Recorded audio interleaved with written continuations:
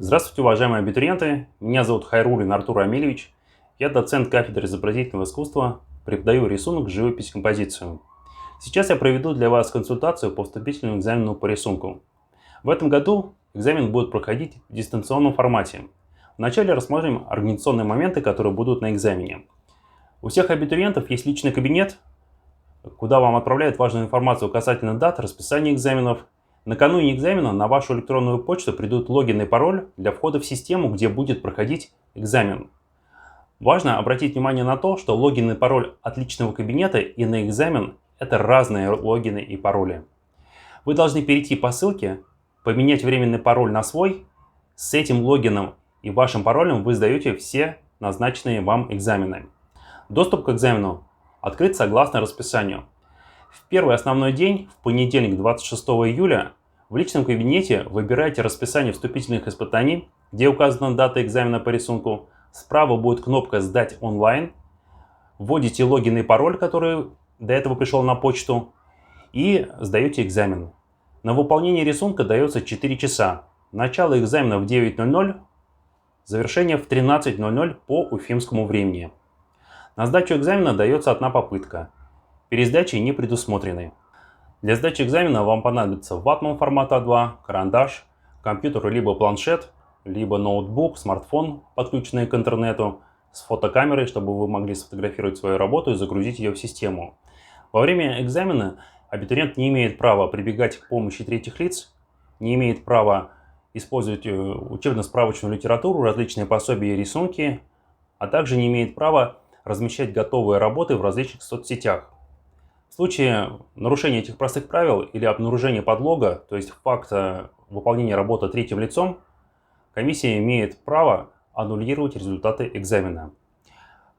Экзамен длится 4 часа, и в процессе выполнения рисунка спустя 1,5 часа в 10:30 вы должны будете выполнить промежуточную фотографию этапа работы и продолжить рисование. За 10 минут до окончания экзамена в 12:50 вы выполняете фотографию готовой работы и 2 фотографии загружаете в систему. Требования к загружаемым фотографиям сейчас вы видите на своем экране. Первое. Формат фотографии должен быть JPEG, разрешение не менее 1920 на 1080, при этом размер должен составлять не более 5 мегабайт. Если размерность вашей фотографии будет чуть больше, есть вероятность, что они не загрузятся в систему. Если же фотографии будут слишком маленькие, то мы не сможем оценить качество вашего рисунка. Поэтому оптимальный размер 3-4 мегабайта. Название файла должно быть номер SNILS, например, SNILS1, SNILS2. Третье. Освещение должно быть равномерным, без затемнений, без засветов от вспышек. Желательно фотографировать работы, используя боковой дневной свет. Четвертое. Работу нужно фотографировать фронтально, без перспективных сокращений. Небольшие методические рекомендации.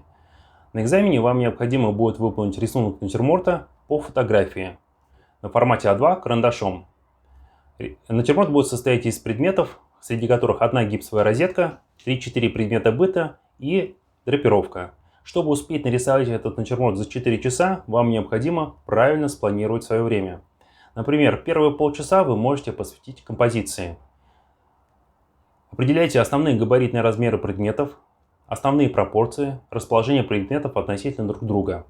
Затем час-полтора посвятить построению. Хорошее построение – это половина дела. Нужно правильно построить предметы с учетом линейной перспективы, правильно расположить их в пространстве, и по завершению этого этапа вы можете выполнить промежуточную фотографию.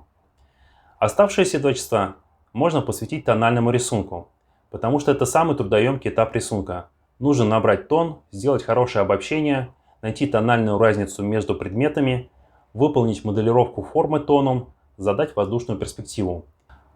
Сейчас я вам расскажу о критериях оценки работ. Первый критерий – композиция. Второе – построение. Третье – светотеневая моделировка. Четвертое – воздушная перспектива. И пятое – технические навыки. Сейчас о каждом из этих критериев я расскажу более подробно.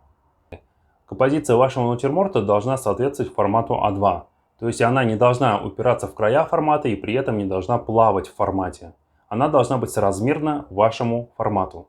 Построение. Как уже сказал выше, построение – это половина дела. Очень важно внимательно построить предметы с учетом линейной перспективы и с учетом того ракурса, в котором они расположены. Здесь также оценивается умение правильно передать пропорции и размерность предметов. Третье – светотеневая моделировка. Здесь оценивается умение лепить форму с помощью штриха, умение моделировать эту форму, умение передавать текстуру и фактуру материалов. Воздушная перспектива. Как правило, в любой работе есть три основных плана – передний, средний и дальний. Типичная ошибка многих абитуриентов заключается в том, что когда они начинают штриховать, увлекаются одной маленькой деталью на втором или на дальнем плане, и она выходит вперед. Либо все предметы хорошо прорисованы, при этом плановость пропадает. Очень важно задавать эти планы. На переднем плане предметы должны быть более контрастные и более выразительные, на дальнем плане они должны плавно уходить в световоздушную перспективу.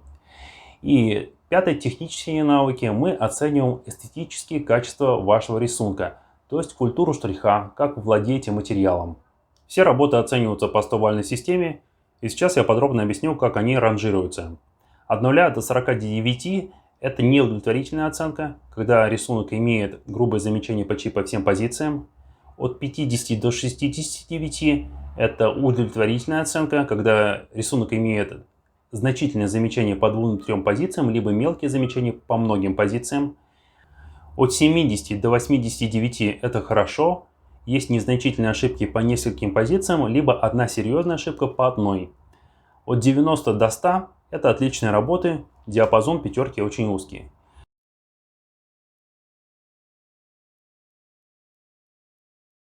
Сейчас на примере работ прошлых лет я вам покажу, как происходит анализ и оценка вступительных рисунков.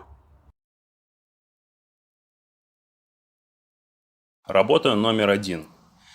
На первый взгляд неискушенного зрителя данная работа может показаться отличной, возможно идеальной для 4-часового рисунка, поскольку в ней есть аккуратность, чистота, легкость исполнения, эстетическая правильная штриховка, передающая фактуру и текстуру материала. Это все есть, это все видно, но при всех плюсах данной работы в ней есть пара недостатков. Первый и самый важный недостаток – это композиция. К сожалению, композиционный центр смещен вниз, а он должен быть чуть выше геометрического центра, который расположен на пересечении диагоналей, либо совпадать с геометрическим центром. В данном рисунке автор оставил слишком много места сверху, и треть формата просто не работает. Возникает желание срезать верхнюю часть, либо добавить формат снизу. То есть здесь мы наблюдаем не самое удачное композиционное решение. Второе замечание – это отсутствие границ плоскостей. В частности, горизонтальной плоскости, на которой расположен натюрморт. Из-за этого возникает ощущение, что натюрморт повис в воздухе и как бы парит в пространстве. Мы с вами живем в трехмерном пространстве, где можно наблюдать ширину, высоту, глубину объектов, и чтобы передать трехмерность в рисунке, желательно обозначать границы плоскостей. Причем передние грани должны быть более контрастные и внятные. Учитывая вышесказанные замечания, данную работу я могу оценить на 80 баллов. Но кто-то из моих коллег, членов комиссии, может приложить 90 баллов. В сумме получится 170. Средний арифметический балл составит 85. Таким образом, коллегиальным решением выставляется оценка за каждую работу. Работа номер 2. В левом верхнем углу это не оценка, это шифр работы R97. На него просто не обращайте внимания. Давайте эту работу разберем более подробно, опираясь на все пункты критериев оценки. Первый пункт – композиция. Здесь композиционное решение чуть лучше, чем в предыдущей работе. Композиционный центр найден, выделен размером, тоном, расположением на формате. Построение. Построение имеет некоторые ошибки. Обратите внимание на эллипсы кувшина. Нижние эллипсы по правилам линейной перспективы должны быть более развернуты, чем верхние. Чем ближе к линии горизонта, тем уже эллипсы. Но автор допустил ошибку, сделав основание кувшина очень плоским. Теперь посмотрите на гипсовую розетку, торец которой достаточно широкий и толстый. Но сам рельеф при этом очень плоский, высота рельефа почти не видна, как будто он расположен фронтально. Но торец гипса свидетельствует о присутствии легкой угловой перспективы. Третье. Светотеневая моделировка. На отдельных предметах светотеневая моделировка очень хорошая, особенно на стакане и кувшине, но драпировка очень условная. Воздушная перспектива. Она решена, края драпировки и фон плавно уведены на второй план, это хорошо сделано, но решение было бы более убедительным, если автор вылепил переднюю грань горизонтальной плоскости, сделал бы пару хороших складок, чтобы как-то обозначить передний план. Пятое. Технические навыки. Технические навыки у автора есть, но их надо совершенствовать. Учитывая все плюсы и минусы данной работы, я бы поставил за эту работу оценку в диапазоне 70-75%. Работа номер 3. Это яркий пример работы, когда абитуриент не рассчитал время и, как следствие, не успел завершить рисунок. Поэтому очень важно правильно распределить время. Полчаса выделить на компоновку натюрморта, определить масштабность, основные пропорции предметов, их расположение на формате. То есть уделить композиции приблизительно полчаса. Затем приблизительно час-полтора уделить построению и оставшееся время посвятить тональной работе. Обобщение, лепка формы, воздушная перспектива, правильное светотеневое решение.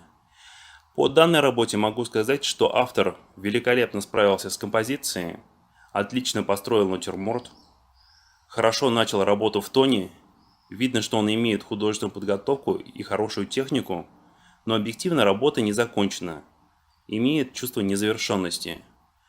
Учитывая все плюсы и один недостаток, я бы поставил за эту работу оценку в диапазоне 80-90%. Следующие два примера – это отличные работы, в которых выполнены все требования, предъявляемые к вступительным рисункам. Работы были оценены комиссией в диапазоне от 91 до 100 баллов.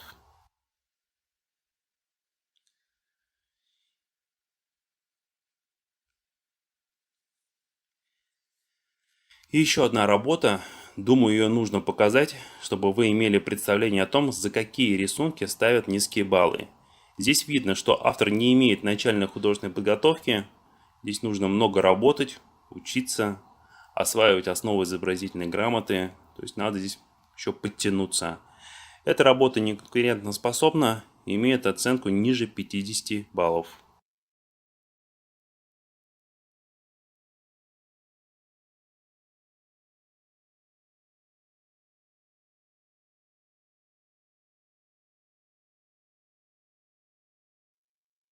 Сейчас я вам порекомендую литературу для подготовки к экзамену по рисунку. Первый источник – Кирцер «Рисунок и живопись». Это практическое пособие для начинающих. В этом пособии подробно описывается, что такое линейная, воздушная перспектива, объясняется, как строятся простейшие геометрические тела. То есть это пособие идеально подойдет для начинающих художников. Жабинский «Рисунок». Это учебное пособие для среднепрофессиональных образовательных учреждений. То есть эта книга подойдет как для начинающих художников, так и для людей, которые уже имеют начальную художественную подготовку.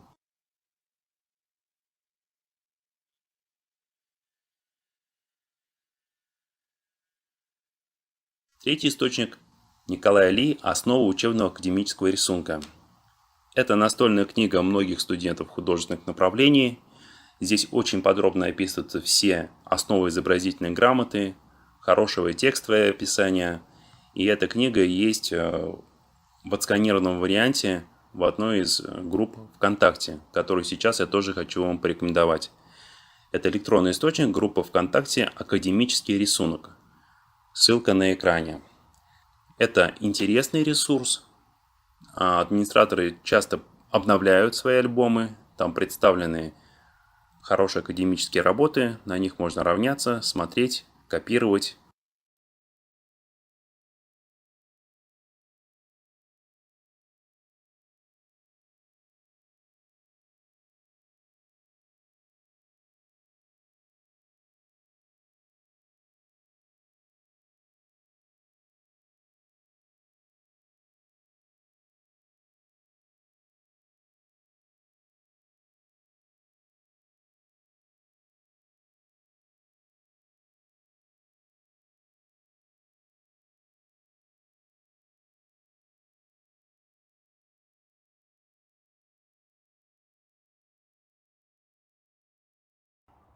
Внизу экрана вы видите адрес моей электронной почты. Все возникшие вопросы можете отправлять на мою почту. В течение дня постараюсь на все вопросы ответить.